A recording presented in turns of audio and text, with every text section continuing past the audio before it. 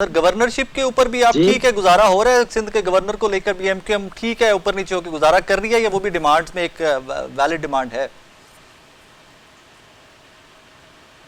देखिए, गवर्नरशिप की वापसी तो एक वैलिड और अहम डिमांड है ना 140A के साथ कि भाई ये 140 तो वो जिसकी आईनी तरमीमी बिल हमने हम्म 2-2.5 साल पहले, जी बल्कि उससे पहले भी हमने कानून कौमी असेंबली और सेनेट में हमने डाला है। ठीक है ना। लेकिन भाई 2020 में एक फैसला था जिस गुजार अहमद का, उन्होंने हमारी पेटिशन 140 से मुतालिक उसको इंटरप्रेट करके कहा इसकी रूह और के मुताबिक लेटर एंड स्पिरिट अगर इसके ऊपर अमल दरामद हो तो चारों सूबों में जो बल्दियाती कानून है वो इसकी सरहीन नफी करता है। तो लिहाजा इस शर्मिंदी जाए कि हमारे फैसले और कि आर्टिकल 140 के मुताबिक आया जाए। बिलाल भुट्टो साहब ने एग्री किया। 30 मार्च 2022 जो एग्रीमेंट हुआ उसकी जमानत, उसकी गवाही शहबाज शरीफ साहब ने उठाई। तो दोनों की जिम्मेदारी है, एक ने उस फैसले पर अमल दरामद के लिए आमादगी जाहिर की और दूसरे ने कहा कि मैं इस पर अमल दरामद कराऊंगा।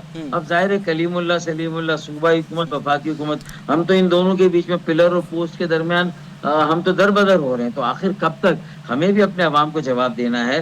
भाई उनकी 26वीं तरमीम मान ली, 27वीं तरमीम मान ली, इम्यूनिटी मान ली, 28वीं तरमीम इसलिए नहीं है कि एनएफसी उनकी रेड लाइन थी, नेहरू पर उनकी रेड लाइन है, फिर 140 पे उनकी रेड लाइन है। तो भाई कहीं ना कहीं हमें भी तो जिंदा रहने का हक है, हमें भी तो स्पेस चाहिए। ये गवर्नर वाले मामले पे एक गुजारिश आपकी खिदमत पे रखना चाहूंगा। जब भी पीपल्स पार्टी से हम लोग पूछते हैं ना कि आप लोग भी तो इत्तेहादी हैं गवर्नमेंट के, वो कहते हैं जनाब हमारे पास आईनी ओहदे हैं, हम क्या कर सकते हैं, सदारत का हम क्या कर सकते हैं, गवर्नर साहबान का हम क्या कर सकते हैं, वो तो सिर्फ आईनी ओहदे हैं। तो सर एक आईनी ओहदा जिसमें आपने करना कराना भी कुछ नहीं, वो इतनी क्यों डिमांड में है, क्यों इतना क्यों उसके लिए ख्वाहिशमंद है? अगर सिर्फ वो 8 आईनी ओहदे रखकर इतना अपने आप को पूरे एतमाद समझ रहे हैं और मेरे एक आईनी ओहदे से उनकी सारी जड़ें हिल जाती हैं, वो रातों की नींद नहीं उन्हें नहीं आती, दिन में चैन नहीं होता और वो पड़े हुए हैं कि भाई गवर्नमेंट को हटाओ, और बकौल PMLN उन्हीं के कहने से हटाया गया, जबकि हमें बहुत ही मोतबर जराए पीपल्स पार्टी कहते हैं जी हम बिल्कुल उसके पीछे नहीं है। अगर ये PMLN की गवर्नरशिप है हमारी बला से अगर वो आपको देते हैं तो दे। तो हमें दोनों तरफ से ये बात कम्युनिकेट की जाती है, वो उसके ऊपर डालते हैं, उसके ऊपर डालते हैं। तो हमने कहा कि भाई हमारा कंसर्न नहीं है। सर को तीसरा फ्रीक भी तो पाकिस्तान में हो सकता है ना, कहीं के जहाँ इनकार ना किया जा सकता हो। डॉक्टर साहब कोई ऐसा फ्रीक भी तो हो सकता है ना, किसी ने हटवा दिया और जहाँ इनकार नहीं किया जा सकता। देखिए तो उससे बात करते हैं, बैठ के उनसे बात करते हैं। सर आप करें ना कि भाई अगर आपका गवर्नर हटाया, आपको बात करना पड़ेगी वहां पे। देखिए अगर हमारे भी कहीं रवाबित ताल्लुक है, हमने बात की तो उन्होंने कहा कि ये PMLN का काम है, वो फैसले करें, ये जो आईनी ओहदे हैं उसकी तकसीम उनका काम है। जब 8 ओहदे उनको दिए, एक ओहदा आपको देने में क्या आर है।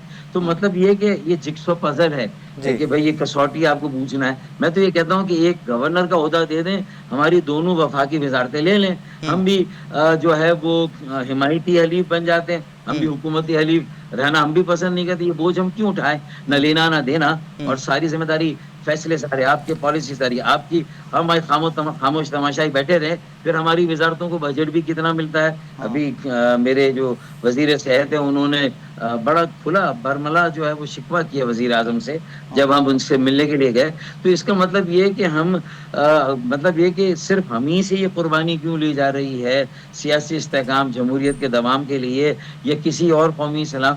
बात यह ना कि भाई एक ओहदे से कोई भी क्यों डरा हुआ है अगर MQM के पास है, और रिवायती तौर पर हमेशा MQM के पास रहा है। जिसके पास अर्बन सिंध का मैंडेट है उसका गवर्नर होता है, तो इसी पर फैसला कर लें। और पीपल्स पार्टी को आप हमारे इस 140 ईयर गवर्नरशिप के लिए PMLN को, पीपल्स पार्टी को राजी करना होगा। अगर वो नाराज है, तीनों साथ मिलकर बैठ के बात करते हैं ना, फिर पता चल जाएगा कि पीपल्स पार्टी के इसरार पे हटाया गया या PMLN इसरार पर हटाया, और हटाया किया उन्होंने क्या कर छोड़ी थी। उन्होंने तो मार्काए हक के लिए जो 1 अगस्त से 14 अगस्त तक जो जिस तरह शायना शान तरीके से मनाया 2025 में, मेरे ख्याल में किसी और जमात ने ऐसा एहतमाम नहीं किया जैसे गवर्नर ने किया। इसी पर एक डायलॉग उन्होंने मुनक़द कराया, 50,000 बच्चों को मुफ्त आई की आला तालीम दी, जिससे कि $1,500 हर माह वो बच्चे कमाकर हमारे ज़रे मदला में एक अपना हल्का सा उनकी मईशत में कंट्रीब्यूशन कर रहे हैं। 10 लाख मोटरसाइकिलें दी, 10 लैप दिए। अब ये सही बातें करने के बाद 3-4 साल लोगों को जिस तरह कराना गवर्नर हाउस 10 लाख मोटरसाइकिलें दी गवर्नर साहब ने। होता है 10 लाख होता है। سرکاری وسائل نہیں, ٹیکس کا پیسہ نہیں, عوام کا پیسہ نہیں, اپنے بلے سے اور اپنے دوستوں کی مدد سے.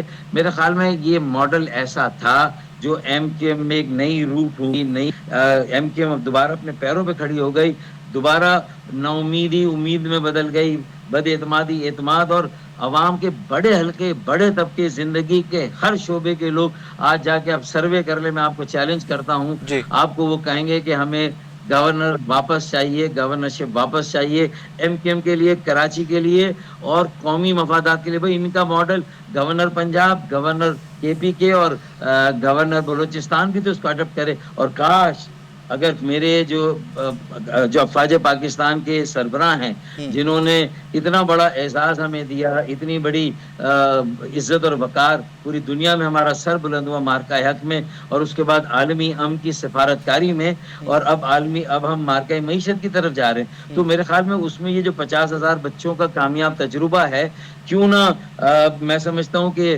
ہمارے فیلڈ مارشل فون کر لیں اور 5,000 10,000 بچوں کا گورنر پنجاب گورنر ہاؤس, کے پی کے گورنر ہاؤس بلوچستان میں کریں. ناظرین, ڈاکٹر فاروق ستار صاحب کی گفتگو آپ نے سنی.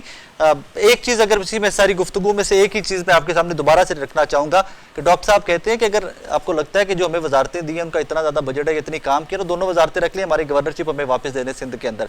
ان days to come let's see what happens, because M Q M Pakistan کافی ٹائم سے یہ مطالبات اپنے رکھتی آ رہی ہے, بٹ اب when it comes to the protest, تو احتجاج کے بعد ان کی سنوائی ہوتی ہے یا نہیں ہوتی,